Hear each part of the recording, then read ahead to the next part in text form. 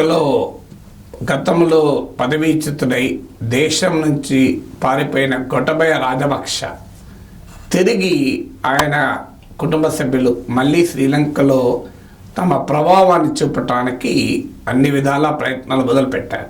మీకు గుర్తుండి ఉంటుంది, 2022లో శ్రీలంక భయంకరమైన ఆర్థిక సంక్షోభంలో ఉన్నప్పుడు ప్రజలు తిరుగుబాటు చేశారు. అధ్యక్ష భవనాన్ని చుట్టుముట్టారు. ఒక రకంగా ప్రజలు తిరుగుబడి అధ్యక్షులు తొలగించారు. ఆ దెబ్బతో శ్రీలంక నుంచి పారిపోయి సింగపూర్పై, అమెరికాపై తలదాచుకున్నాడు అధ్యక్షుడు గోటబయ రాజపక్ష. సో ఆయన సోదరులైన మహింద రాజపక్ష, ఆర్థిక మంత్రిగా పనిచేసిన బసిల్ రాజపక్ష వీళ్ళందరూ కూడా మళ్ళీ రిటర్న్ అయిపోయారు.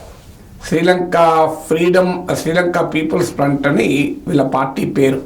అది సింబల్ యాక్రోనిమ్ ఉంటుంది. శ్రీలంక పోడుజన పెరుమున అని అంటారు. సో ఆ సింబల్ యాక్రోనిమ్ అది SLPP అని. సో ఈ పార్టీ ఇప్పుడు ఎన్నికల్లో పోటీ చేయడానికి ఇటీవల ఒక ర్యాలీ కూడా ఏర్పాటు చేసింది. ఆ ర్యాలీలో కూడా మహింద రాజపక్షనే నేరుగా ఆ ర్యాలీని ప్రారంభించారు.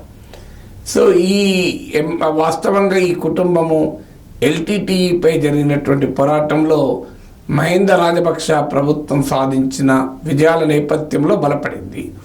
కానీ తీవ్రమైన ప్రజా వ్యతిరేకతను ఎదుర్కొని ఆర్థిక వ్యవస్థను గందరగోళం పరిచారు.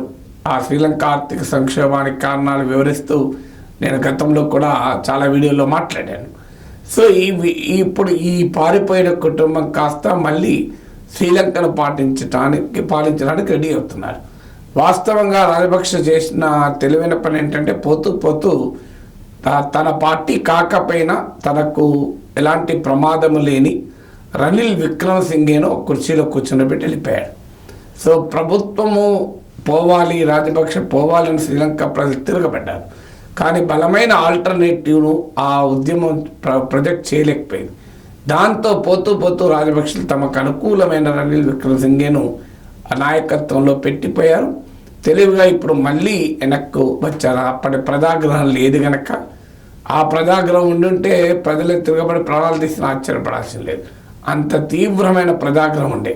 సైన్యం సహకారంతో దేశం వదిలి వెళ్ళగలిగాడు. సో ఇప్పుడు మళ్ళీ వచ్చారు.